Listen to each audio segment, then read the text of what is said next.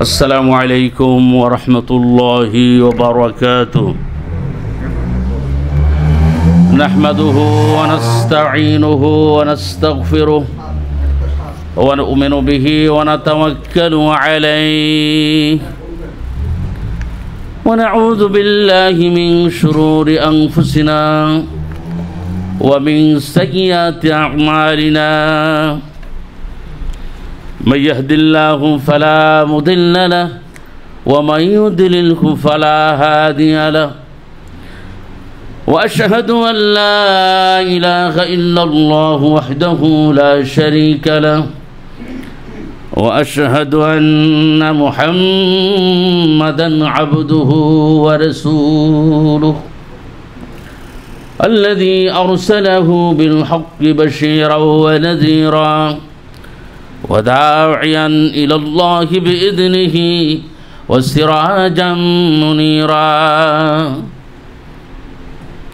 أما بعد فأعوذ بالله من الشيطان الرجيم بسم الله الرحمن الرحيم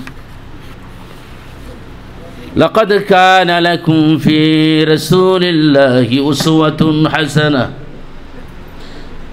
حسنة لمن كان يرجو الله واليوم الآخر وذكر الله كثيرا إن الله وملائكته يصلون على النبي يا أيها الذين آمنوا صلوا عليه وسلموا تسليما اللهم صل على سيدنا مولانا محمد وعلى آل سيدنا مولانا محمد की तूने वफा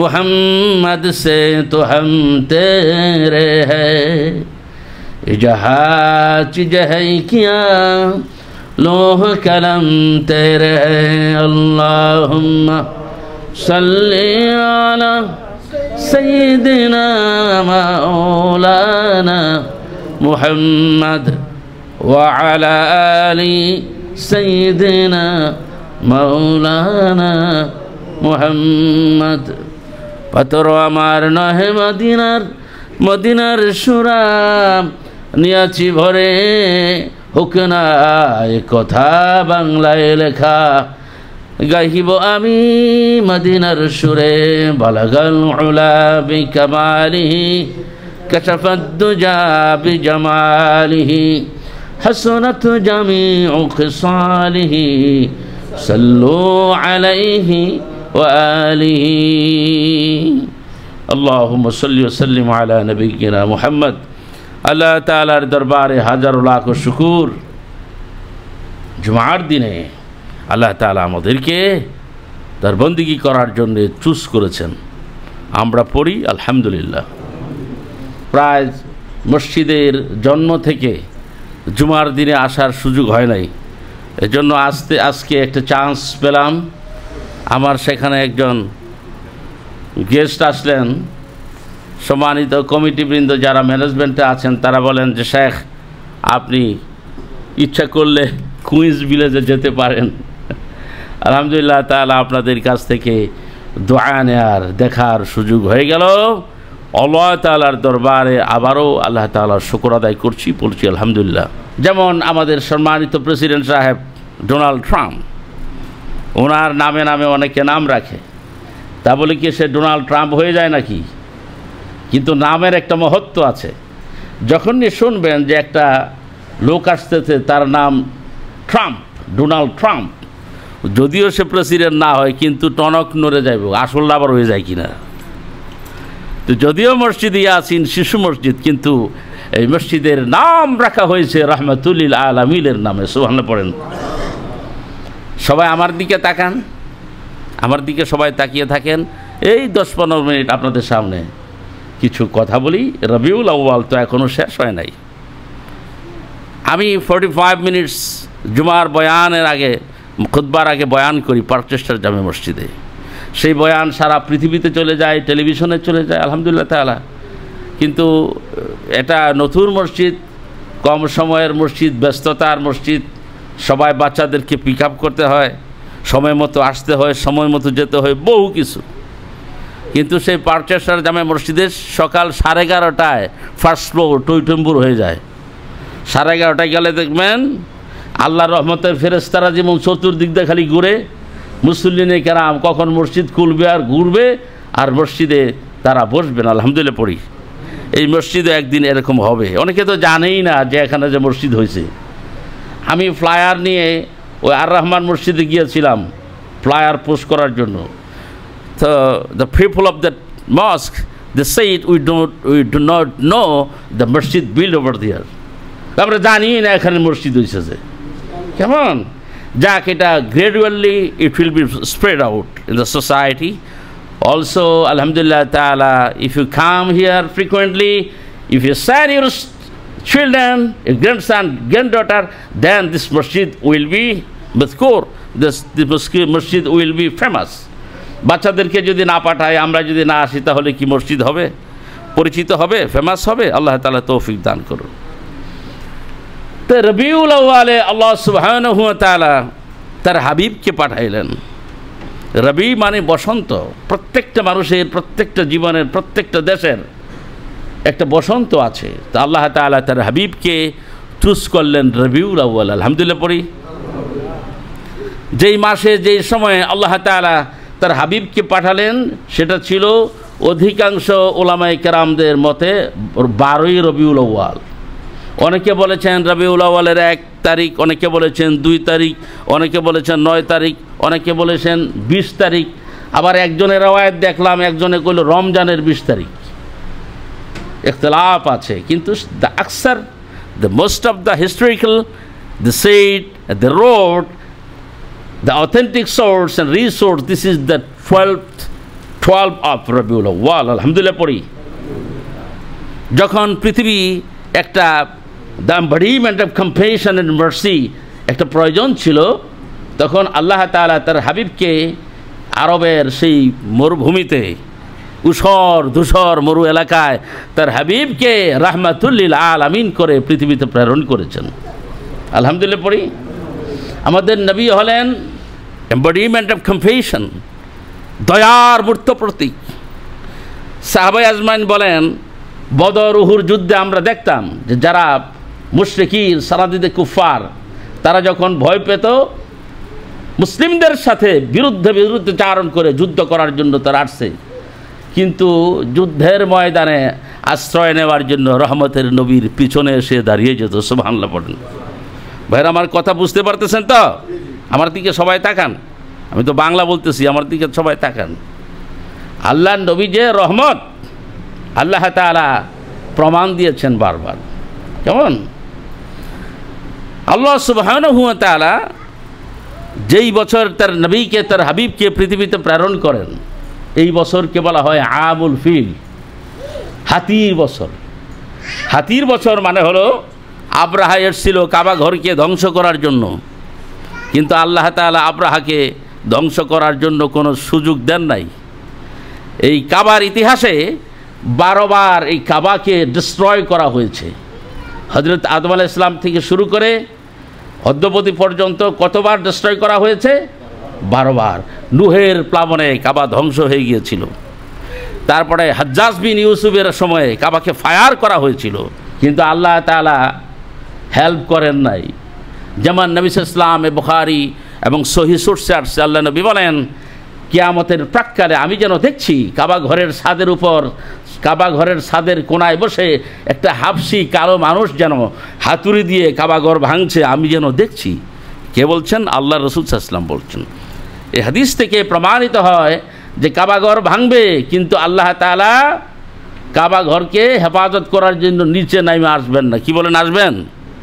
যেমন ফিলিস্তিনকে এখন ধ্বংস করা হচ্ছে, মানুষদেরকে জবাহ করা হচ্ছে, মানুষদেরকে ফায়ার করা হচ্ছে, জেনোসাইড করা হচ্ছে, আল্লাহ তাআলা কি নাইমাইয়া কইছে এই জুইসরা তোরা মারিস না, এরকম বলছে?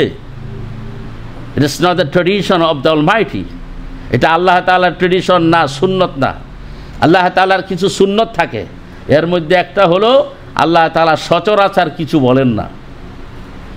তো নবী সাল্লাল্লাহু আলাইহি ওয়াসাল্লাম যেই বছর পৃথিবীতে আসছেন একে বলা হয় আমুল ফিল, মানে হাতির বছর। যেমন সংগ্রামের সময় অনেকে জন্ম নেয়, নাম রাখা দেয় সংগ্রাম।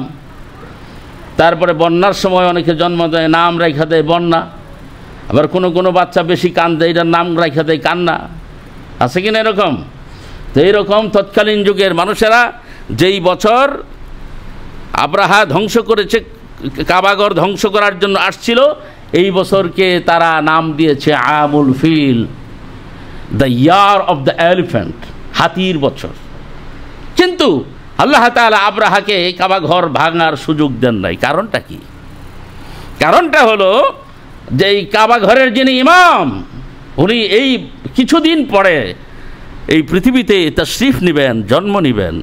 ইমাম যদি আসে আর কাবাঘর যদি না থাকে তাহলে ইমামতি করবে কি? এখন আমি দূর থেকে আইসা দেখলাম যে মসজিদে আসছি, আইসা দেখছি সব মসজিদ বন্ধ, তাহলে ইমামতি করবে কি? বন্ধুগণ, এই জন্য সিরাতের কিতাবে আসছে কাবা ঘরকে 12 বার ধ্বংস করা হয়েছে, কিন্তু যেই বছর আল্লাহর হাবিব পৃথিবীতে আসবেন, আল্লাহ রাব্বুল আলামিন আব্রাহাকে কাবা ঘরকে ধ্বংস করার সুযোগ দেন নাই। আব্রাহা ইয়ামেনে একটা কাবা বানাইছে, আর প্ল্যান হলো যে এই মক্কার কাবাকে, ইব্রাহিমি কাবাকে, হারামকে ধ্বংস করে দিবে। তো ঠিক আছে, ধ্বংস করে দিলে সমস্ত মানুষ সেখানে গিয়ে তাওয়াফ করবে। ঘুম থেকে উঠে আব্রাহা তার কাবারে তাওয়াফ করতে গেল। এখন শয়তানে কি কাম করছে জানেননি? শয়তান গিয়া কাবাঘরের দরজা খুললা আব্রাহার কাবার মাঝখানে পায়খানা করে দিছে। তো যখন আব্রাহা দেখলো আরে পায়খানা করছে রে, অবশ্যই সেই কুরাইশের কোনো মানুষ দিয়ে এখানে আমার কাবাকে অপমানিত করা হলো। আব্রাহা বলছে আর দেরি করা যায় না, আজকের মধ্যেই সেই মক্কার কাবাকে ধ্বংস করতে হবে। সবাই কাহিনী জানেন, সূরাতুল ফিল সবাই জানেন। আল্লাহ তাআলা আব্রাহার হস্তি বাহিনীকে আব্রাহা থেকে কাবাঘরকে বাঁচাই দিলেন এইভাবে। ও আরসালা আলাইহিম, সবাই পড়ি, ও আরসালা আলাইহিম তায়রান আবাবিল তারমিহিম বিহিজারাতিন মিন সিজ্জিল। আব্রাহা হস্তি বাহিনী নিয়ে আসলো কাবাকে ধ্বংস করার জন্য। সেই লোহিত সাগর থেকে একদল পাখি পাঠাই দিল, এক ঝাঁক পাখি, তাদের মুখে এবং 2 পায়ে 3টা কঙ্কর, মুখে আর 2 পায়ে। ও আরসালা আলাইহিম তায়রান আবাবিল, পাখি পাঠাই দিল আবাবিল দিয়া, ঝাঁকে ঝাঁকে পাখি। তারমিহিম বিহিজারাতিন মিন সিজ্জিল, এমন কঙ্কর নিক্ষেপ করলো, এগুলিকে মানে আব্রাহার হস্তি বাহিনী না গোড়া বাহিনী নাকি মানুষ বাহিনী একটাও চিনার উপায় নাই। বলছে কেমন? বলছে আম পাতা, জাম পাতা, কাঁঠাল পাতা সবগুলি নিয়ে একটা ঘোড়ার মুখের ভিতরে ঢুকাই দিলে ঘোড়াকে বলো চাবাইতে এবং ঘোড়ার মুখ থেকে আবার জমিনে ফেলতে বলো। যেরকম কোনো পাতার হদিস পাওয়া যায় না, আব্রাহার বাহিনীকে আল্লাহ তাআলা এরকম করে দিয়েছেন। আলহামদুলিল্লাহ পড়ি।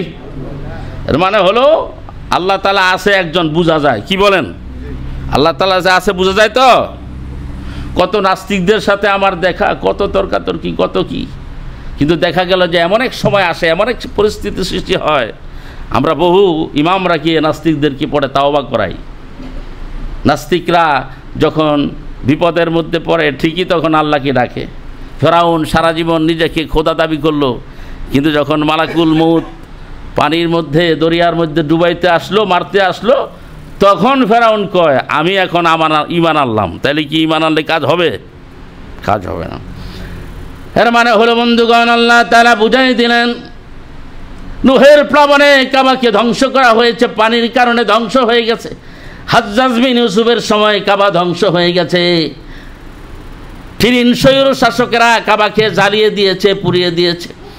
আমি ধরি নাই, কিন্তু যেই বছর আমার হাবিব পৃথিবীতে আসবেন, আমি নিজের হাতে কাবাকে রক্ষা করলাম। কারণ হলো আমার হাবিব পৃথিবীতে আসবেন, এসে আসার পরেই আমার হাবিব কাবা ঘরের কাছে যাবেন, গিয়ে যদি দেখে আমার হাবিব কাবা ভেঙে গেছে, আমার হাবিবের মনে কষ্ট হবে। আমি আল্লাহ তাআলা আমার হাবিবের মনে কষ্ট দিতে চাই না। সুবহানাল্লাহ কইতেন না?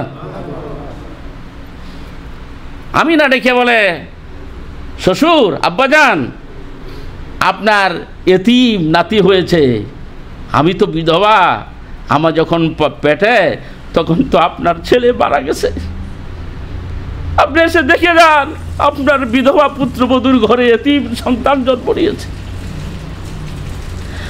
আব্দুল মুত্তালিব রে কি বলি, আমি না রে, আমার নাতিরে আমার কোলে দিয়ে দাও। আব্দুল মুত্তালিব রেখে বলে, আমার নাতির কোলে নিয়ে আমি কাবা ঘরের পাশে যাব, আল্লাহ তাআলার শুকর আদায় করব। আব্দুল মুত্তালিব শিশু নবী রহমতের নবীকে কোলে নিয়ে কাবা ঘরের দিকে যাচ্ছেন। আব্দুল মুত্তালিব নজর করে দেখে রহমতে আলমের শিশু নবীর জবানে অধরের মধ্যে মিষ্টি হাসি, আর হাতের শাহাদাত আঙ্গুলি আকাশের দিকে ওঠায় ওঠায় বিড়বিড় করে কি যেন বলছে। কান পাতি আব্দুল মুত্তালিব রহমতের নবীর শিশু নবীর ঠোঁটের মাঝখানে দুঠোঁটের কিনারায় কান লাগাই দিলেন। আব্দুল মুত্তালিব দেখে বলেন, ও দুনিয়ার বাসী, আমি নিজের কানে শুনেছি আমার এতিম নাতি তার জবান থেকে এই কথা বলতে শুনেছি, লা ইলাহা ইল্লাল্লাহ। আমি নিজে এই কথা আমার নাতির জবান থেকে শুনেছি। আল্লাহু আকবার বলেন। আব্দুল মুত্তালিব কাবা ঘরের কাছে গেলেন। কাবা ঘরের কাছে রহমতের নবীকে কোলে উঠায়া আকাশের দিকে আল্লাহ তাআলার শুকর আদায় করলেন। আব্দুল মুত্তালিব নজর করে দেখেন কাবা ঘরের চতুর্দিকে হাজার শত শত মূর্তি আছে। একটার নাম হুবল, একটার নাম লাত, আরেকটার নাম মানাত, এক একটার এক এক নাম। হুবল মূর্তির পাশে আল্লাহর হাবিবকে কোলে নিয়ে আল্লাহ তাআলার শুকর আদায় করেন আর ডেকে বলে, সারা দুনিয়ার মানুষ যার অপেক্ষায় ছিল, আল্লাহ তাআলা আপনার হাবিব পৃথিবীতে আসছেন, আপনার শুকর আদায় করার জন্য আসছি।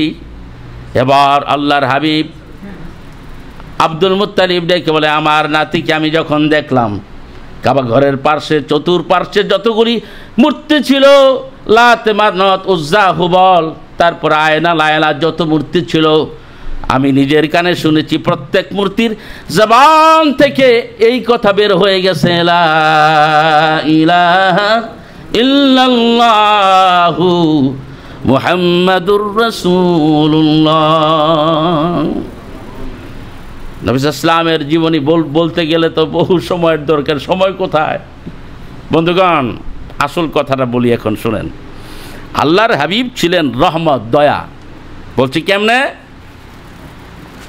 নবী ইসলামের হাত থেকে জীবনে কোনো মানুষ কষ্ট পান নাই, তার মুখের কথায়, তার হাতে, তার ব্যবহারে কোনো মানুষ কষ্ট পান নাই। এবং আল্লাহ তাআলা তার উসিলায় সারা পৃথিবীর মধ্যে রাহমা বারাকা নাজিল করেন। সুবহানাল্লাহ পড়ি। তো রাসূল করিম সাল্লাল্লাহু আলাইহি সাল্লাম ছিলেন দয়ার মূর্ত প্রতীক। তো রাসূল সাল্লাল্লাহু যদি দয়ার মূর্ত প্রতীক হয়, তাহলে আমাদের হওয়া উচিত কিনা? নবী করিম সাল্লাল্লাহু আলাইহি সাল্লাম উম্মতের জন্য রাহমা বারাকা। গোটা পৃথিবীর মানুষ যদি এই মানুষটাকে ফলো করে তাহলেই মুক্তি পেয়ে যাবে। আজকে গোটা দুনিয়া জোড়া কত রকম পলিটিশিয়ান বের হলো, কত রকম মতবাদ বের হতো, কত রকম ইজম বের হলো, কিন্তু শান্তি পাওয়া যাচ্ছে না। এক এক রকম, কোনোটা ন্যাশনালিজম, তারপরে কোনোটা এই ইজম, কোনোটা এই ফান্ডামেন্ট, এই সেই কত রকম মতবাদ বের হলো, কিছুদিন পরে আর সেগুলির কোনো হদিস পাওয়া যায় না এবং মানুষ অশান্তি নিয়েই চলে। আল্লাহ তাআলা নিশ্চয়তা দিচ্ছেন, কেউ যদি আমার হাবিবকে ফলো করে তাহলে সে দুনিয়া এবং আখিরাতে মুক্তি পেয়ে যাবে। আলহামদুলিল্লাহ পড়ি।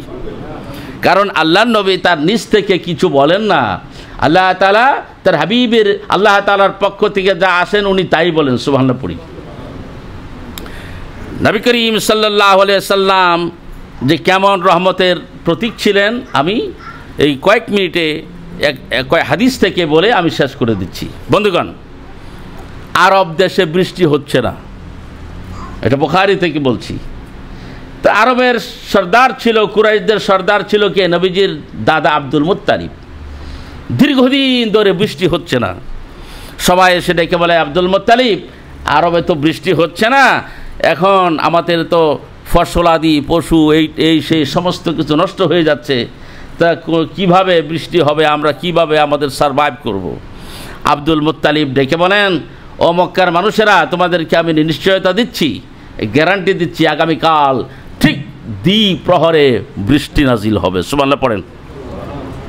বন্ধুগণ, আমার কথা বুঝতে পেরেছি? এলাকার মানুষ ডেকে বলে, Abdul Muttalib, what kind of capital you have? তোমার কাছে এমন কি ক্যাপিটাল আছে আগামীকাল দ্বিপ্রহরে বৃষ্টি হবে? পরদিন যখন সকাল হয়ে গেল, আব্দুল মুত্তালিব ডেকে বলি, পুত্রবধূ আমেনা, আমার এতিম নাতিকে আমার কোলে দিয়ে দাও। আব্দুল মুত্তালিব কাবা ঘরের পার্শ্বে গিয়া ঠিক দ্বিপ্রহরের সময় আল্লাহর নবীর পবিত্র চেহারা মোবারক আকাশের দিকে উঠায়া আল্লাহ তাআলাকে ডেকে বলে, আল্লাহ তাআলা, আপনিও জানেন আমিও জানি উনি আপনার হাবিব। আজকে আরব মরুভূমিতে দীর্ঘদিন পর্যন্ত বৃষ্টি হচ্ছে না, উনি তো আপনার হাবিব। আপনার হাবিবের সুন্দর চেহারার উসিলায় আপনি বৃষ্টি নাজিল করে দেন, বৃষ্টি দিয়ে দেন। বুখারীতে আসছে, সাথে সাথে আল্লাহ তাআলা আকাশ থেকে বৃষ্টি নাজিল করে দিলেন। আল্লাহ নবীর রহমতের একটা ফোয়ারা বয়ে গেল। তো আমার কথাটা হলো সেটা যে আবু তালিব এই কথাটা বারবার স্মৃতিচারণ করতেন। আবু তালিব নবীজির চাচা, উনি বলতেন, ওয়াবিয়াদু ইউস্তাসকাল গামামু বিওয়াজহিহি সিমালুল ইয়াতামা ওয়া ইসমাতুল লিল আরামিলি। যে আল্লাহ তাআলার তার হাবিবের সুন্দর চেহারার কারণে আকাশ থেকে বৃষ্টি নাজিল হয়। ও দুনিয়ার মানুষ, তোমরা কি জানো উনি কেমন? উনি কে? সিমালুল ইয়াতামা, পৃথিবীর সমস্ত এতিমদের প্রতি উনি রহমশীল, উনি দয়াশীল। সুবহানাল্লাহ পড়েন। কোন এতিমকে উনি যদি কাছে পেতেন উনি আদর করতেন, এতিমের অভাব ঘুচাতেন, এতিমদেরকে বলতেন, কেঁদো না, তোমার বাপ নাই, আমি মোহাম্মদ আমিন তোমার বাপ। সুবহানাল্লাহ পড়েন। আরেকটা কথা বলতেন, সিমালুল ইয়াতামা ওয়া ইসমাতুল লিল আরামিলি। আবু তালিব বলতেন, এতিমদের দয়া এবং যারা বিধবা মহিলা তাদের প্রতি রহমতের নবী, দয়াশীল। এতিমদের প্রতি দয়াশীল এবং বিধবা মহিলাদের প্রতি দয়াশীল। সিরাত থেকে একটি কথা বলি, এক সাহাবী মাত্র নতুন বিয়ে করেছে, কিন্তু যুদ্ধের ময়দানের আল্লাহর নবীর আহ্বানে ডাকে সে শহীদ হয়ে গেছে। আল্লাহর নবী সাহাবীদেরকে ডেকে বলেন, আমার সাহাবীরাম, চলো না, আমার যে সাহাবী গতকালকে বিয়ে করেছিল সে তো শহীদ হয়ে গেছে, এখন চলো না তার ফ্যামিলির খবর নিয়ে আসি। আল্লাহর নবী গেলেন সাহাবীর বাড়িতে খবর নেওয়ার জন্য। আল্লাহর হাবিব ডেকে মানে, আমার সাহাবীর বেগম, তোমার স্বামী আমার সাথে যুদ্ধের ময়দানে গিয়ে শাহাদাত বরণ করেছে, তোমার কি কোনো চাহিদা আছে? তোমার কি কোনো আশা আছে? তোমার কি কোনো দাবি আছে রে আমার সাহাবীর বেগম? সাহাবীর বেগম ডেকে বলে, ইয়া রাসূলুল্লাহ, আমি জানি আপনিও জানেন আল্লাহ সুবহানাহু ওয়া তাআলা আপনাকে আল্লাহ তাআলার রহমত করে সৃষ্টি করেছেন। আমি তো বিধবা হয়ে গেছি, আমার কোনো আপত্তি নাই, কিন্তু আমি যদি কোনো দাবি করি আপনি কি দাবি ক্লেমটাকে ফুলফিল করবেন? আল্লাহর নবী ডেকে বলে, আমার সাহাবীর বেগম তুমি বলো। এবার বিধবা মহিলা ডেকে বলে, ইয়া রাসূলুল্লাহ, আমি চাই সারা জীবন আপনার বধূ, আপনার স্ত্রী হয়ে থাকতে। আল্লাহর নবী সাথে সাথে বললেন, ঠিক আছে যাও, তোমার দাবি আমি পূরণ করলাম। সুবহানাল্লাহ। বিধবাদের আশ্রয়দাতা। এইভাবে নবী সাল্লাল্লাহু আলাইহি ওয়াসাল্লামের গুণের শেষ নাই। তাহলে আমাদেরকেও তো কাইন্ড হতে হবে। আল্লাহ তাআলা বলেন, ওমা আরসালনাকা ইল্লা রাহমাতাল লিল আলামিন। I have sent you as a mercy for all the creature. হাবিব হে, আমি আপনাকে গোটা বিশ্বের সৃষ্টির জন্য রহমত করে প্রেরণ করেছি। এই গুণটা যদি আমাদের মধ্যে থাকে, তাহলে কি রেষারেষি, মারামারি, হানাহানি, যুদ্ধ বিগ্রহ, জেনোসাইড এগুলো থাকতে পারে? আমরা যদি একের প্রতি if we be kind mutually, সমাজের মধ্যে আমাদের মধ্যে কোনো পরস্পর পরস্পরিকাতরতা থাকতে পারে না, দুঃখ থাকতে পারে না। একজন যদি আরেকজনের প্রতি কাইন্ড হয়, এর চেয়ে বড় মেসেজ কি আর আছে? আলহামদুলিল্লাহ পড়েন। বন্ধুগণ, আমি তো সুযোগ পাই না আসার। যাক, আলহামদুলিল্লাহ, আমি দেখে আজকে আমার চক্ষু যুগল ভরে গেছে আপনাদেরকে দেখে। আলহামদুলিল্লাহ পড়ি। এখানে একটা মসজিদ হওয়ার একটা দাবি ছিল। আমি আসার পরে আজকে এই ভাই ওই ভাই সবাই বলল যে হুজুর, আমরা কত দূর দূর যেতাম নামাজ পড়ার জন্য। আল্লাহ তাআলার একটা রহমত, আল্লাহ তাআলা আমাদের জন্য একটা মসজিদকে গিফট করেছেন। আলহামদুলিল্লাহ পড়েন। যাক, আমার সম্মানিত যারা কার্যকরী মেম্বার্স যারা আছেন, আব্দুল নূর ভাই, শের আলম ভাই, আমাদের ইয়াং মহসিন ভাই, তারপরে আতিকুর রহমান, আরও যারা যারা আছেন, আমাদের শাহজাহান ভাই, এরা সবসময় আপনারা নিয়মিত মসজিদে আসেন। আলহামদুলিল্লাহ তাআলা মসজিদকে 100% কমপ্লিট হয়ে গেছে। আলহামদুলিল্লাহ পড়েন। জবা আমার দিকে তাকান বন্ধুগণ, সবাই বলেন আলহামদুলিল্লাহ। মসজিদের কোনো কাজ বাকি নাই। আলহামদুলিল্লাহ পড়েন। আল্লাহ তাআলা আপনাদেরকে একটা মসজিদ উপহার দিয়েছেন। মাম্বানা মসজিদান বানাল্লাহু লাহু বাইতান feel Jannah. So whoever build a mosque, Allah subhanahu wa ta'ala builds a house in the paradise. যারা মসজিদ বানায়, আল্লাহ তাআলা তার জন্য জান্নাতে ঘর বানায়। সুবহানাল্লাহ বলেন। এক হাদিসে আছে, if someone build a mosque like a sparrow's nest, কেউ যদি চড়ুই পাখির ঘরের মতো মসজিদ বানায়, আল্লাহ তাআলা তার জন্য জান্নাতে একটা ঘর বানায় দেয়। মসজিদের কাজ আলহামদুলিল্লাহ কমপ্লিট হয়ে গেছে। আমি আপনাদেরকে এনকারেজ করব, do not force you to pay, to give a lot money, no, but I force you to send your children, to send your grandson and granddaughter. আমি চাই আপনাদের বাচ্চাগুলি মসজিদে আসুক, তারা ইসলাম স্টাডিজ করুক, এখানে উপযুক্ত শিক্ষক আসবে, ইনস্ট্রাক্টর আসবে, আমাদের ভবিষ্যৎ বাচ্চারা যেন ব্রাইট করে। আলহামদুলিল্লাহ পড়েন।